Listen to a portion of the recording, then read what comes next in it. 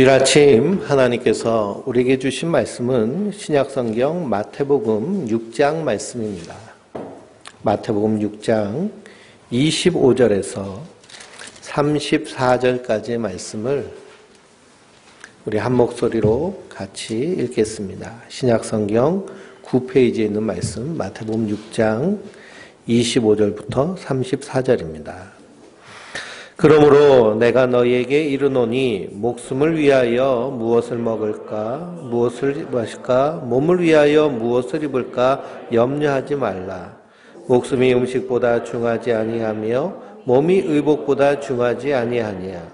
공중의 새를 보라. 심지도 않고 거두지도 않고 창고에 모아들이지도 아니하되 너희 하늘 아버지께서 기르시나니 너희는 이것들보다 귀하지 아니하냐. 너희 중에 누가 염려함으로 그 길을 한 자라도 더 할 수 있겠느냐? 또 너희가 어찌 의복을 위하여 염려하느냐? 들의 백합화가 어떻게 자라는가 생각하여 보라. 수고도 아니하고 길쌈도 아니하느니라. 그러나 내가 너희에게 말하노니 솔로몬의 모든 영광으로도 입은 것이 이 꽃 하나만 갖지 못하였느니라. 오늘 있다가 내일 아궁이에 던져지는 들풀도 하나님이 이렇게 입히시거늘 하물며 너희일까 보냐. 믿음이 작은 자들아. 그러므로 염려하여 이르기를 무엇을 먹을까 무엇을 마실까 무엇을 입을까 하지 말라. 이는 다 이방인들이 구하는 것이라. 너희 하늘 아버지께서 이 모든 것이 너희에게 있어야 할 줄을 아시느니라. 그런즉 너희는 먼저 그의 나라와 그의 일을 구하라. 그리하면 이 모든 것을 너희에게 더하시리라. 그러므로 내일 일을 위하여 염려하지 말라. 내일 일은 내일이 염려할 것이요 한날의 괴로움은 그날에 족하니라. 아멘. 하나님께서 주시는 은혜와 평강이 우리 성도님들 위해 늘 충만하시기를 주님의 이름으로 축원드립니다. 겨울이 되면서요, 코로나 바이러스가 엄청나게 확산되고 있습니다. 우리나라도 이렇게 하루에 1000명 이상 확진자가 나오고 있지만요, 저 미국이나 영국 같은 데는 하루에 사망자가 2000명에서 3000명이 나올 정도로 심각한 상황입니다. 그래서 선진국이라고 하는 미국, 영국이요, 과거에 무슨 백신을 개발하면 그걸 후진국들에게 먼저 나눠주면서 그 임상 결과를 테스트했습니다. 그러니까 후진국 사람들이 실험쥐가 된 거죠. 근데 거꾸로 돼가지고요. 지금 그 사람들이 급하니까 자기들 먼저 이게 어떤 부작용이 일어날지 알지 못하는데도 백신을 이제 공급하고 주사 맞고 있습니다. 그래도 대한민국이 참 감사한 거는 그 사람들 맞고 어떤 효과가 일어나는지 잘 본 다음에 좋은 백신 택해서 맞으면 될 정도로 방역을 우리가 잘하고 있습니다. 그러나 우리가 유종의 미를 거둬야겠고요. 지금 하루에 이렇게 1000명씩 증상자가 나타나면서 병상들이 모자라다고 그럽니다. 그래서 서울 같은 데 수도권은 아주 심각한데요. 그래서 마지막까지 우리를 서로 잘 지키고 그리고 이렇게 방역에 힘쓴 것, 그것이 이웃사랑의 가장 큰 사랑인 줄 믿습니다. 그래서 연말연시에 이웃사랑은 내가 방역을 철저히 하고 그리고 이렇게 코로나 바이러스 조심조심하면서 사는 것이 우리가 1차적으로 사랑해야 될 사랑이다라고 생각하시고 철저하게 이렇게 방역을 잘 하시기 바랍니다. 2021년도 달력이 나왔습니다. 2020년에요. 정말 코로나 때문에 한 게 아무것도 없는 것 같은데 벌써 2021년 달력이 나왔는데요. 이 달력은 세계 성지 사진 들어있는 달력입니다. 그래서 우리가 성지 순례 못 가고 여행 못 가도 그거 보면서 좀 위로를 받으시고, 달력의 특징이 있는데요. 매일마다 성경 통독할 수 있도록 창세기 1장부터 요한계시록 마지막 장까지 하루에 한 서너 장 정도 읽을 수 있도록 성경 읽기 달력입니다. 그러니까 그걸 꼭 보시고 직접 읽으시거나 노안이 와서 눈이 침침해서 글씨가 안 보이신다 그러시면 그 드라마 성경 있죠. 드라마 성경 어플을 받으셔가지고 그래서 들으시고 그래서 그걸로 우리가 큐티를 하고 거기서 나에게 주신 말씀이 무엇인가 말씀을 찾으면서 주님과 동행하는 2021년 새해를 되시길 주님의 이름으로 축원드립니다. 그래서 달력을 이렇게 가져가셔가지고요. 이렇게 쓰시면 됩니다. 크리스마스가 이번 주죠. 그래서 25일 11시에 크리스마스 성탄 감사 예배를 드립니다. 그래서 예배에 참석하셔서 예수님 구주 되신 우리 주님이 이 땅에 오신 그 의미를 다시 한번 마음에 새기고 그 안에서 기쁨이 충만한 날 되셨으면 좋겠습니다. 오늘 말씀 마태복음 6장 25절에서 34절 말씀을 통해서 너희는 먼저 그의 나라와 그의 의를 구하라 라는 말씀을 통해서 함께 은혜를 나누고자 합니다. 우리가 지난주 말씀을 통해서 너희를 위하여 보물을 땅에 쌓아두지 말고 하늘에 쌓아두라 라는 말씀을 통해 함께 은혜를 나눴습니다. 우리 마음이 어디에 있느냐가 우리의 보물이 있는 곳이죠. 그러니 내가 자꾸만 마음 쓰고 귀하게 여기고 거기에 몰두하는 삶을 산다라고 하면 그곳에 내 마음이 있는 것이고요. 그것이 나의 보물이 되어버리는 것입니다. 그런데 성경 말씀을 읽어보니까요. 사도 바울은 이 질그릇에 보화를 우리에게 담아주셨다라고 말씀하고 있습니다. 이 보배를 질그릇에 가졌으니 이 보배는 바로 예수 그리스도십니다. 그러므로 성도에게 있어서 가장 귀한 보배, 가장 귀한 보물은 무엇이냐? 예수 그리스도가 나의 보물, 나의 보화인 줄 믿습니다. 왜 그럴까요? 그 예수님으로 말미암아 우리가 마지막 심판의 때에 서는 것이 아니라 주님과 함께 하나님 나라 천국 잔치에 참여할 천국 백성으로 삼아주시는 은혜의 증거이며 표징이기 때문에 그렇습니다. 그래서 성도는요, 예수님이 우리 인생에 가장 귀하신 분이십니다. 그렇기 때문에 그분의 가르침, 그분의 인격, 그분의 가신 그 길을 따라서 가는 것이 성도의 삶인 줄 믿습니다.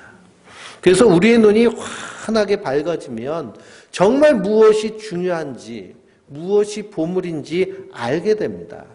그런데 눈이 어두워지면은요, 무엇이 귀한지 알지 못합니다. 저도 노안이 왔어요. 가뜩이나 눈이 안 좋은데요. 원시기 때문에 눈이 매우 안 좋습니다. 그래서 군대에서도 저도 군대 몹시 가고 싶어 했는데 군대에서도 오면 안 된다고 눈이 너무 나빠서 그래서 군대를 가고 싶었는데 못 갔어요. 그 정도로 눈이 나쁜데요. 노안이 오니까 더 안 보이는 거예요. 그래서 노안이 안경을 맞췄더니요. 완전히 지금도 돋보기인데 망원경 수준으로 이렇게 안경이 두꺼워집니다.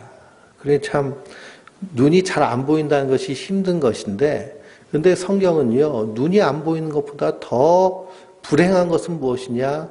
우리의 영의 눈이 완전히 맹이 되는 것처럼 비극적인 것이 없는 것을 성경은 말씀하고 있습니다.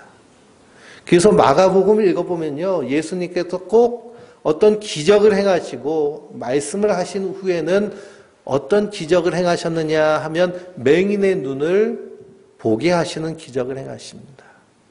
예수님께서 칠병이어의 기적을 행하시고요. 그리고 예수님 스스로가 생명의 떡이라고 말씀하십니다. 내가 생명의 떡이다. 나를 먹어야 된다. 그런데 제자들은요. 나중에 배 타고 가면서 우리 떡이 없네. 어떡하지? 그렇게 고민합니다. 그때 주님께서 맹인의 눈을 여시면서 너희는 그렇게 보지 못하냐라고 말씀하십니다. 제자들이요 서로 다툼이 일어났어요. 네가 크니 내가 크니. 그래서 안드레랑 요한은 나중에 예수님이 왕이 되시면 나는 우의정, 나는 좌의정 시켜주세요. 이 엄마가 와가지고 치맛바람을 이렇게 휘몰아칩니다. 그때 예수님께서요, 이 맹인 바디메오의 눈을 열어주십니다. 무엇을 해주기를 원하느냐. 다윗의 자손 예수여, 다윗의 자손 예수여. 예수님을 부르니까 예수님이 내가 너희에게 무엇을 해주기를 원하느냐 라고 그 맹인 바디메오에게 말씀하십니다. 예수님의 제자들은요, 높은 자리에 앉기를 원하고 그걸 바라지만 예수님은 맹인의 눈을 열어주시면서 정말 너희에게 필요한 건 뭐냐? 눈이 열리는 것이 필요하다라고 말씀하시는 겁니다. 그래서 우리의 눈이 얼마나 환하게 밝혀지고 열려 있느냐가 참으로 중요합니다. 우리의 영적인 눈이 어두워지면은요, 참된 보물을 알아보지 못하고 썩어지고 불타 없어질 것을 보물로 여기고 그것 부여잡다가 결국에는 심판대 앞에 서게 됩니다. 제가 대학교 들어가니까요, 대학생들은 반드시 읽어야 될 그런 교양 도서 이렇게 추천한 책들이 있는데 그중에 사회심리학자인 에릭 프롬이 쓴 사랑의 기술, 그리고 소유냐 존재냐라는 그 책을 추천하더라고요, 교수님이. 그래서 그 책을 읽으면서 참 큰 감명을 얻었습니다. 사랑하는데도 기술이 있어야 되는데요, 많은 사람들이 자기가 무엇을 소유함으로 말미암아 자기에게 자기 자존감을 느낀다고 그럽니다. 근데 사랑은 그런 것이 아니라 나 존재 자체 그대로를 사랑하고 그대로를 인정하고 그대로를 받아들이는 것, 그것이 사랑의 시작이라는 거예요. 그래서 자기를 사랑하지 못하면 타인도 사랑하지 못한다라는 것이 그 사랑의 기술의 책의 그런 결론입니다. 그것이 성경 말씀과도 같죠. 내 이웃을 내 몸과 같이 사랑하라 라고 하는 마지막 10계명의 그 계명 가운데 내 이웃을 사랑하는데 내 몸처럼 사랑해야 되니 나를 사랑할 줄 아는 그것이 사랑의 시작이라는 겁니다. 그런데 우리의 영의 눈이 어두워지면은요, 정말 사랑해야 될 것이 무엇인지 모르고 엉뚱한 것 붙잡고 산다는 겁니다. 그래서 요즘 카푸어라는 얘기 들어보셨나요? 요즘 청년들이요, 집값은 비싸니까 인생은 즐기고 싶고 그래가지고 선택하는 것이 무엇이냐 하면 고급 외제차를 타고 다닌다고 그럽니다. 고급 외제차가 아주 비싸죠.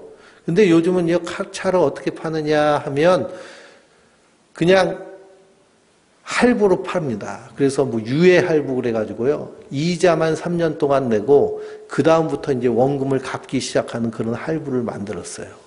그게 3년 동안 이자만 내도 비싼 억대가 넘는 외제차를 끌고 다닐 수 있는 거예요. 그러니 버리는 현찮지 않은데 사는 것도 힘든데 그런 외제차를 끌면서 거기서 자기의 만족감을 얻으려고 하는 사람을 카푸어라고 그럽니다. 결국 그것 때문에 더 가난해지는 것이죠.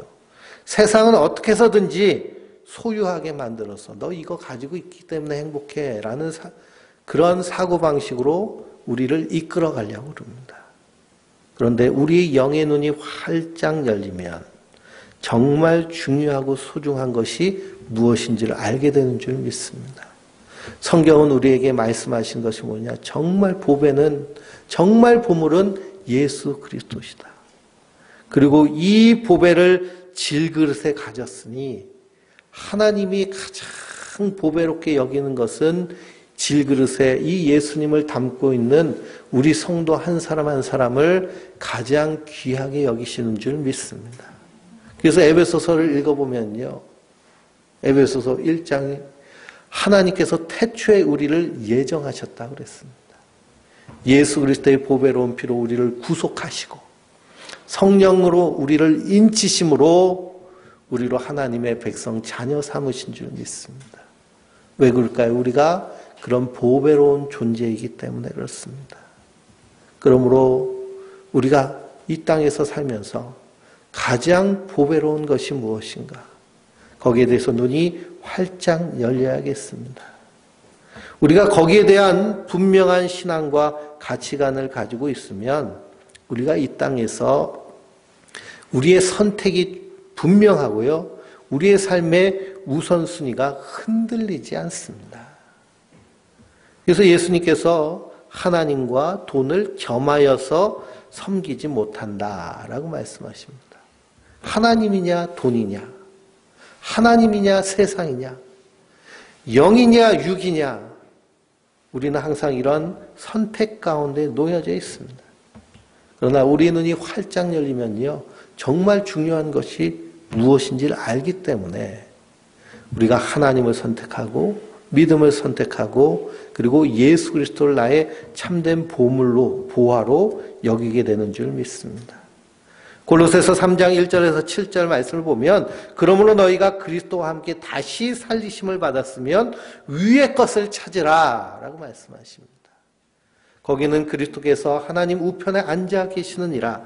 위의 것을 생각하고 땅의 것을 생각하지 말라. 왜 그러냐? 너희는 죽었고 너희 생명이 그리스도와 함께 하나님 안에 감추어졌음이라 말합니다. 우리의 생명이요, 그리스도 안에서 하나님 안에 감추어져 있다는 겁니다. 이 감추어진 생명이 언제 확 드러낼까요? 주님께서 다시 오실 그날 우리 안에서 이 생명이 부활의 영광으로 드러나게 될 줄 믿습니다.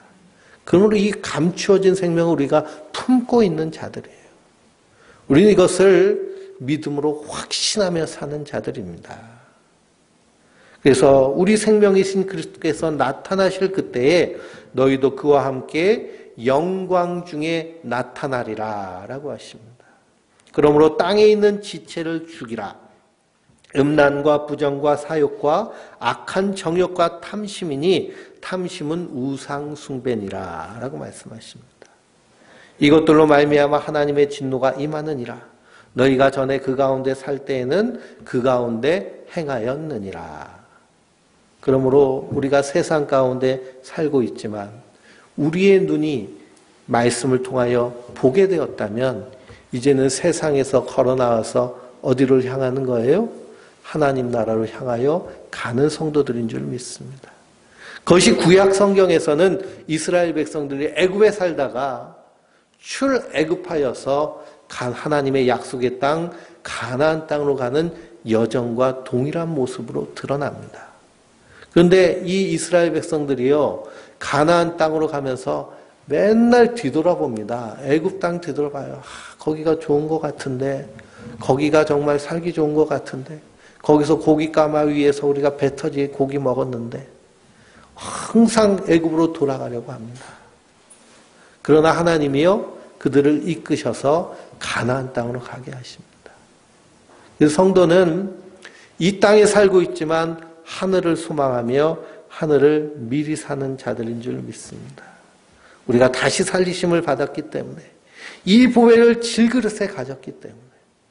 그래서 오늘 말씀을 보니까 그러므로라고 말씀하고 있죠. 그러므로 25절 처음에 그러므로라는 것은 우리의 눈이 열려서 정말 보물이 그리스도인지를 아는 사람들, 그걸 정말 깨달았다면, 우리의 눈이 활짝 열려 있다면 우리가 이 땅에서 뭐 할 필요가 없다는 거예요. 예수님은 염려하지 말라라고 말씀하고 있습니다. 염려하지 말라. 우리의 눈이 환하게 열려 있으면 염려할 것이 없습니다. 우리 신앙생활은요, 우리의 눈이 열리는 것이 신앙생활입니다. 열왕기하를 읽어보면 엘리사 선지자 때에 이 아람 나라가요, 이 북쪽 이스라엘을 날마다 쳐들어와서 공격합니다. 쳐들어오면 맞서 싸워야 되는데요, 맞서 싸우면 아람 나라를 이길 수가 없어요. 그래서 이 엘리사 선지자가 이 이스라엘의 왕에게 아람 군대가 쳐들어오면 도망가라고 가르칩니다. 그러니 아람 왕이요, 아람 나라 왕이 쳐들어가면 도망가고 쳐들어가면 도망가서 싸움이 안 되니까 자기들끼리 작전 회의를 합니다. 작전 회의를 하는데 우리 중에 간첩이 있다. 우리가 쳐들어가면 거기를 어떻게 알고 도망치냐. 도망치고 도망쳐서 전쟁이 안 되는데 이 간첩을 잡자 그럽니다. 그랬더니 이 아람의 이 방백 중에요, 한 사람이 얘기합니다. 우리 안에 간첩이 있는 것이 아니고요, 저 북쪽 이스라엘에 엘리사라는 선지자가 있는데 그 사람 하나님의 신, 그들이 믿는 신에 충만해서 우리가 쳐들어가면 미리 알고 대비하고 도망치서 싸움이 안 됩니다. 그렇게 얘기합니다. 그랬더니 아람 왕이요, 그러면 그 선지자를 잡아 죽이자. 그리고서는 이 엘리사 선지자가 어디 있는지를 찾고 도단성이라는 조그만 마을에 있는 것을 알고요. 글로 쳐들어갑니다. 글로 진격해 가가지고요. 그래서 그 도단성 엘리사의 집을 완전히 포위하고 에워싸고 그리고서는 이 엘리사 선지자가 나오길 기다립니다. 이른 아침에요. 엘리사 선지자의 종이 아침밥 하려고 물 기르려고 문을 활짝 여니까 눈앞에 뭐가 펼쳐져 있어요? 적군의 군대가요. 시커멓게 깔려있는 걸 보입니다. 그걸 보고요. 벌벌벌벌 떨면서 선생님 선생님 하면서 선지자를 부릅니다. 근데 엘리사 선지자는요. 눈 하나 까딱하지 않는 거예요. 두려워하지 않는 겁니다. 이 상황은 그냥 벌벌벌벌 떨면서 불난 호떡집에서 호떡집 아줌마처럼 요란을 떠는데 까딱하지 않는 거예요. 그러면서 엘리사 선지자가 그 사환을 위해서 기도합니다. 주여 눈을 열어 보게 하소서 하고 기도합니다. 눈을 열어 보게 하소서. 그때 그 사환의 눈이 활짝 열립니다. 어떤 눈이 열린 거예요? 영적인 눈이 활짝 열린 겁니다. 하나님의 영의 세계의 눈이 활짝 열린 거예요. 영의 눈이 활짝 열리니까 눈앞에 어떤 일이 펼쳐졌나요? 아람 군대가 시커멓게 깔린 줄 알았는데 그 뒤에를 누가 포위하고 있어요? 하나님의 천군 천마가 빙빙 둘러싸고 오히려 아람 군대를 포위하고 있는 겁니다. 영의 눈이 활짝 열리니까요. 바로 그런 일을 보게 됩니다. 엘리사는 그 하나님을 보면서 사는 사람이었습니다. 그래서 하나님께서 하나님의 일을 하기 위해서 부르신 사람들이 있는데요. 이 구약 성경에 부르신 사람들이 제사장, 왕, 선지자를 부르셨습니다. 근데 베드로 전서를 읽어보니까 너희는 택하신 족속이요. 왕 같은 제사장이요. 거룩한 하나님의 나라로 우리를 부르신 줄 믿습니다. 예수님이 우리의 왕이고 제사장이고 선지자셨다면 우리도 예수 그리스도 안에서 선지자로 부르심을 받은 줄 믿습니다. 그러니 성도는요, 눈이 활짝 열려 있어야죠. 그래서 이 어두운 시대 그 뒤에서 일하시는 하나님의 일하심을 보면서 믿음으로 서 있는 자들이 성도들인 줄 믿습니다. 우리가 찬송을 부를 때도 찬송가 366장에 어두운 내 눈 밝히사 진리를 보게 하소서 진리의 열쇠 내게 주사 참끝을 알게 하소서 기쁘신 뜻을 알고자 엎드려 기다리오니 내 눈을 뜨게 하소서 성령이여. 예수님께서요 하늘에 승천하시면서 우리에게 보내주신 분이 있습니다. 그분이 바로 하나님의 영 성령님이십니다. 성령님은 우리 안에서 말할 수 없는 탄식을 위하여 우리 안에서 우리를 위해 기도하실 뿐만 아니라 모든 것을 합력하여 선을 이루게 하여 주시는 분이신 줄 믿습니다. 그분이 우리 안에서요 하나님의 말씀을 깨닫게 하시고 우리의 눈을 열어서 하나님의 일을 보게 하여 주시는 줄 믿습니다. 수요일 날 성경 공부를 하면서 우리가 요한계시록을 공부하고 있는데요. 사도 요한이 밤모섬에 갇혀 있는데 그때 그의 영안이 활짝 열립니다. 그래서 요한계시록을 읽어보면 내가 보매라는 말씀이 나와요. 내가 보니.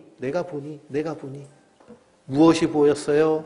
하나님의 하늘 보좌가 보이고 하나님 나라의 하늘 예배가 보이고 그리고 유다의 사자요 그리고 어린 양 대신 예수 그리스도가 밝히 보이면서 그러면서 주님께서 이 땅에 임하실 심판과 구원을 선한 눈으로 바라봅니다.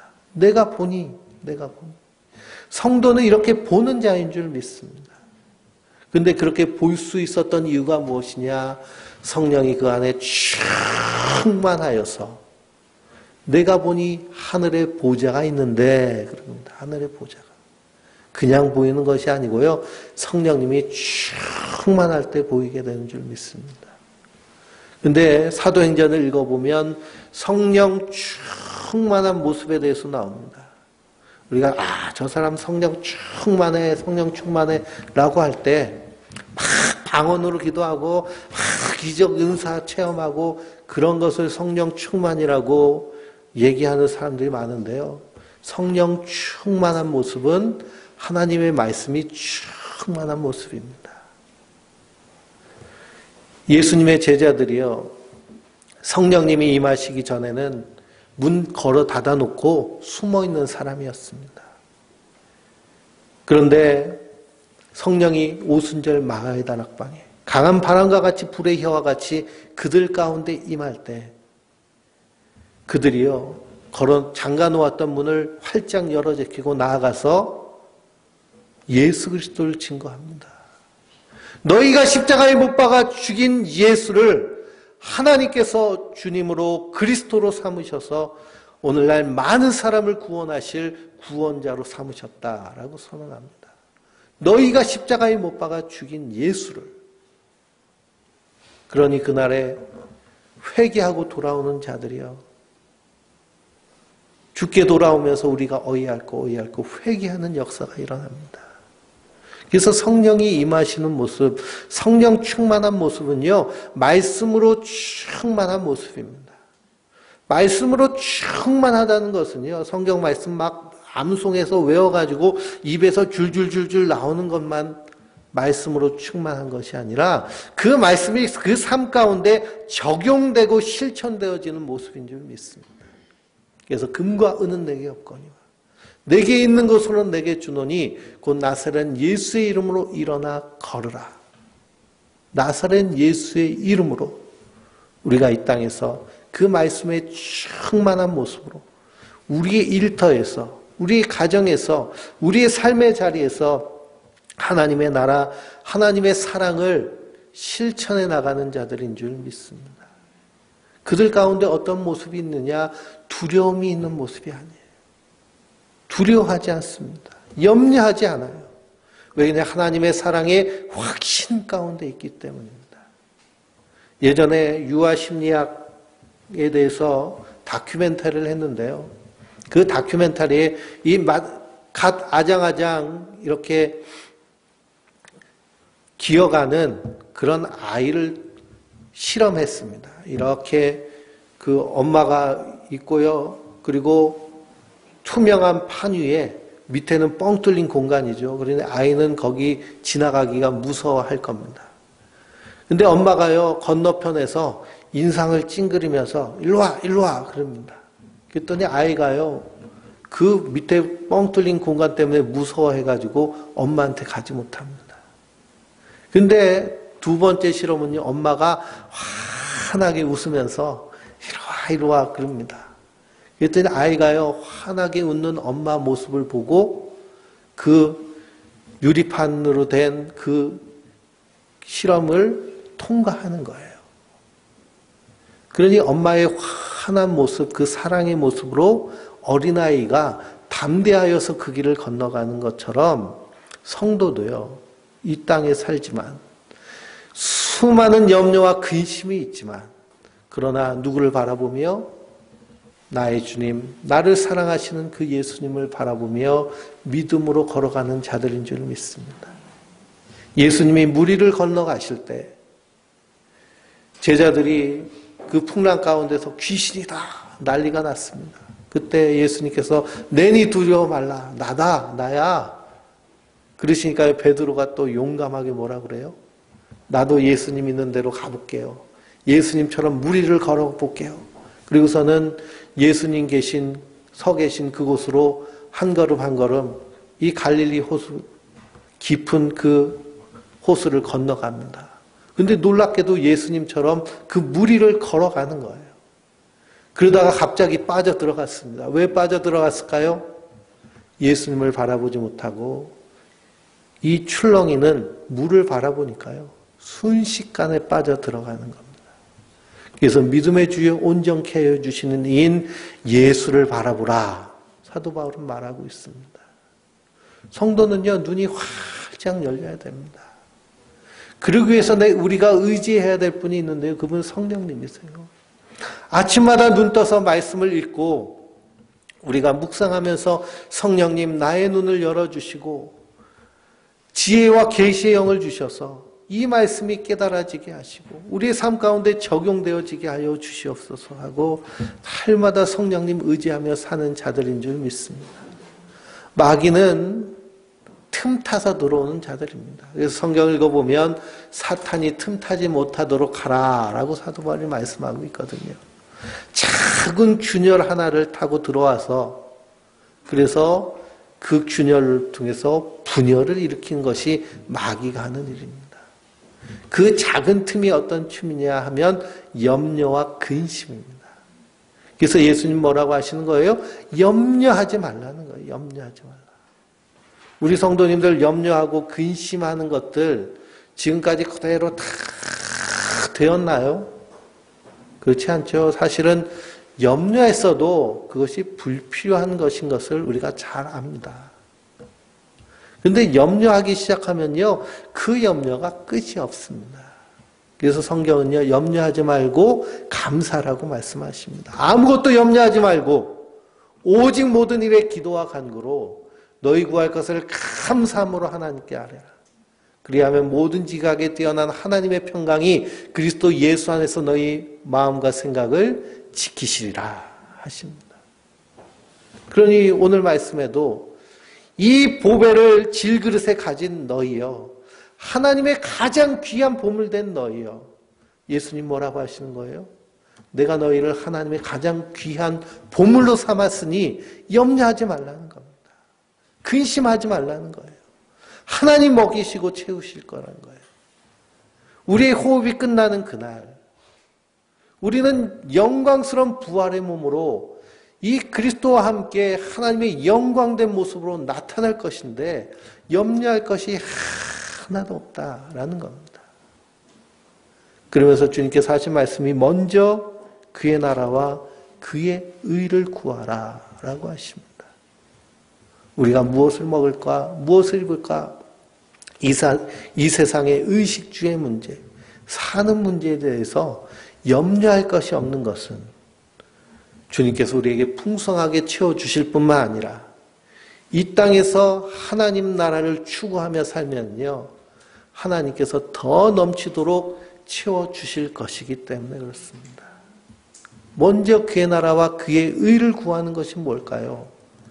이 땅에서 하나님 나라의 가치를 가지고 사는 겁니다. 우리가 거듭났다라는 것은요, 거듭났다라는 것은 다시 태어났다는 것인데요. 다시 태어났다는 것의 의미 가운데는 세상 가치에 대하여서는 죽고 하나님 가치로 다시 태어났다는 것을 의미합니다. 하나님은 아브라함을 부르실 때 너는 본토 친척 아비집을 떠나서 내가 내게 명하는 곳으로 가라라고 하시죠. 본토 친척 아버지 집을 떠나라고 그럽니다. 그 본토는요, 자기가 살고 있던 살아왔던 세계관입니다.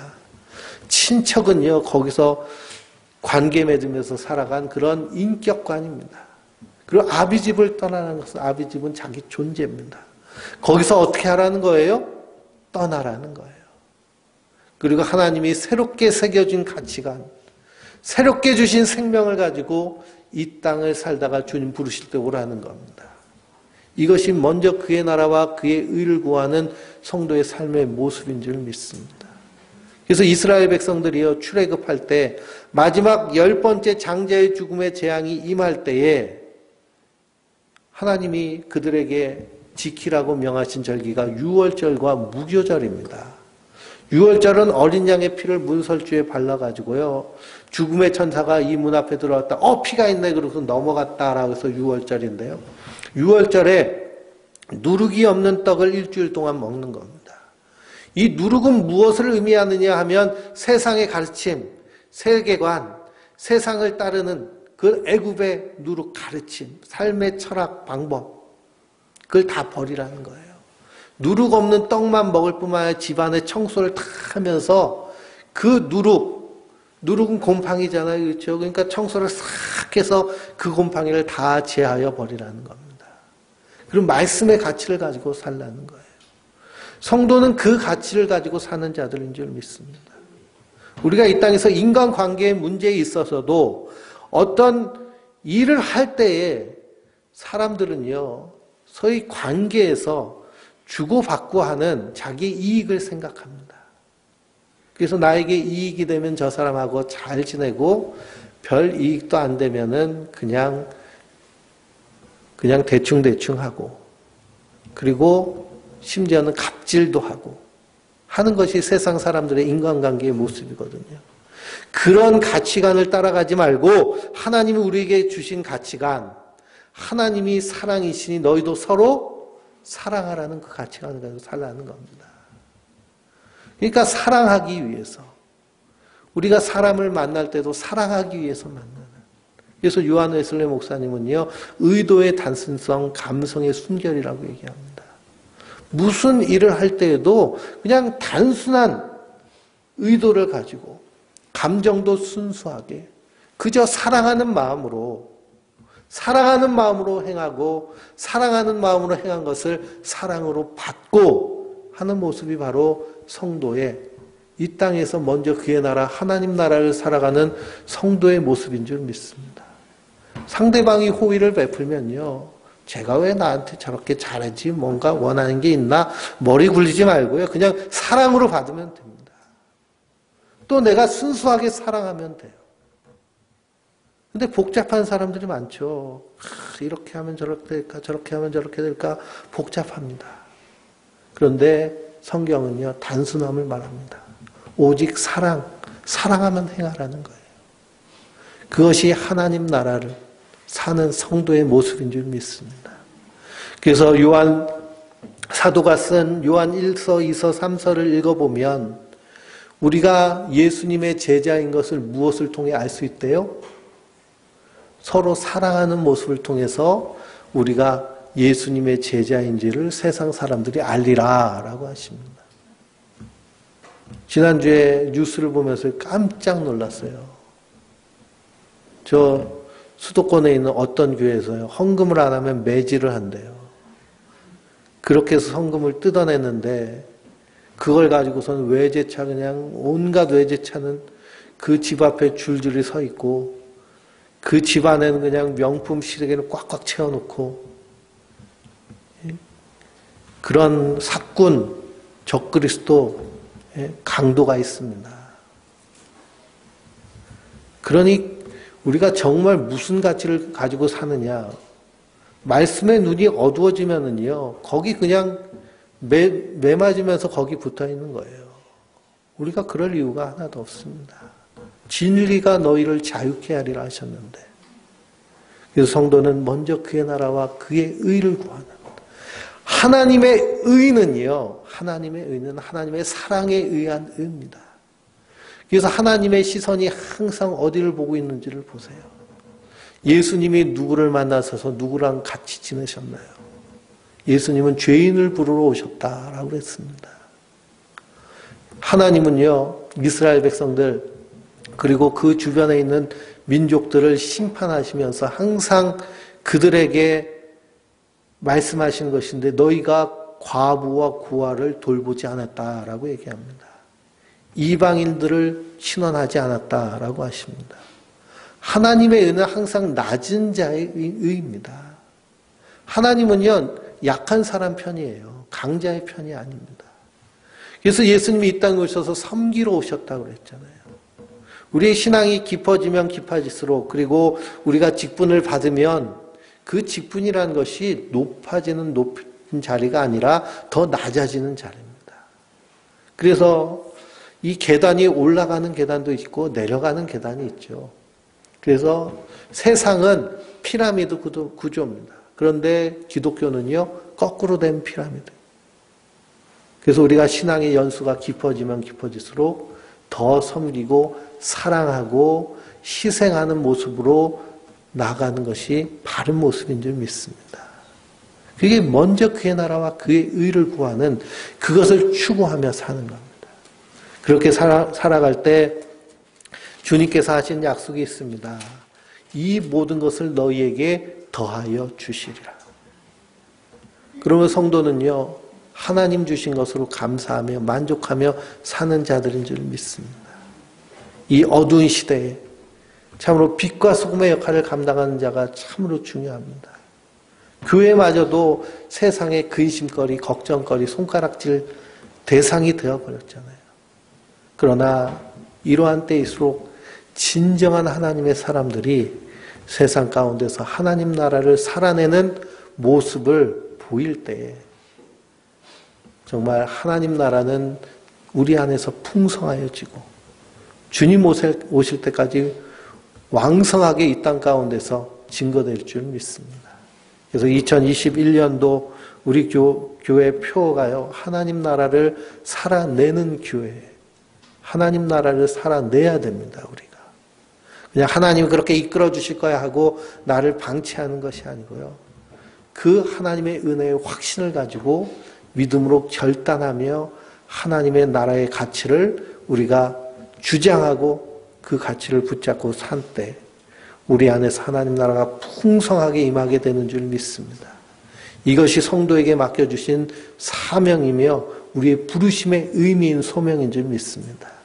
그 안에서 우리가 하나님의 충만함과 풍성함을 누리며 아, 정말 하나님이 살아계시는구나, 나의 삶을 인도하여 주시는구나 라는 그런 신령한 경험이 우리 안에서 풍성하여져서 그래서 이 땅에서 하나님 나라를 살아가며 살아내는 하나님의 사람들 되시길 주님의 이름으로 축원드립니다.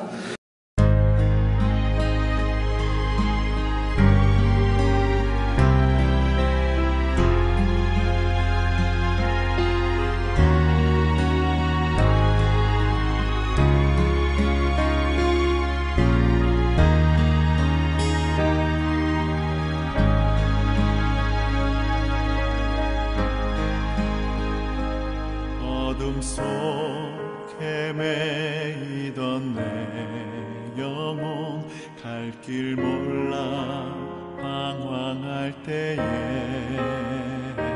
주의 십자가 영광의 그 빛이 나를 향해 비추어 주셨네. 주홍빛보다 더 붉은 내 죄 그리스도의 피로 씻기어 완전한 사랑 주님의 은혜로 새 생명 주께 얻었네.